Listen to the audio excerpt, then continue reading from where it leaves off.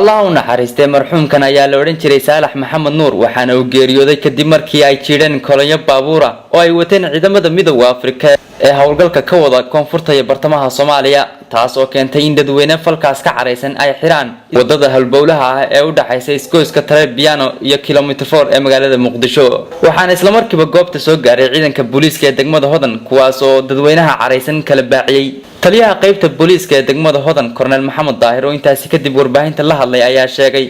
in ay gacanta ku dhigan darawalkii waday gaariga jeeray marxuumka كل شيء بقي waxaan joogaa transferisha isticmaalaha iyo wixii ayaga kul wixii qadar ay galeen qaadi doono anagu waxaan leeyahay amniga iyo girisooniyada meesha usulka ahayn waxaan ku guuleysanay inaan qabano nimankii dadka ka dilay ama somti ahaa iyo gaariga keydkoodii waxaan soo bandhigi doonaa shaqada loo keenay doona hadii Allah waxa iyaguna dhankooda saxaafadda la hadlay ehelada marxuumkan geeriyooday dadka mas'uuliyadda ka qaaday ee wadankan keenana waa in arrintaas si degdeg ugu jawaabaan afar laba saac soo socda wadada ugaana soo mari kartaa saameeyay waxaan lagu wargeliyay in ninkii dhibaatada geystay ee baaburka aan samuuday inuu xiran yahay annagana xaqiijin anaga u socnaa hadii aan baaburka socdo meel alla ma jiro hada dowladda waxay hal labadaan u haysanaa waxaan rabnaa in cadaaladda salaysan lagu saleeyo mid kale tacadiska iyo dhibaatada baahsan ee shacabka in loo geysanin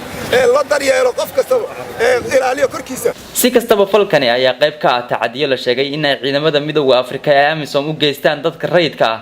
dhamaadkii sanadkii hore ayay ahayd markii laba dhalinyaro ah oo watay mootooyin ay ku jiireen ciidamada midowga Afrika ee AMISOM agaarka bangiga silsila weyne iyadoo labadaas dhalinyaro ay dhinteen maxamed bilageelle Somsat magaalada Muqdisho.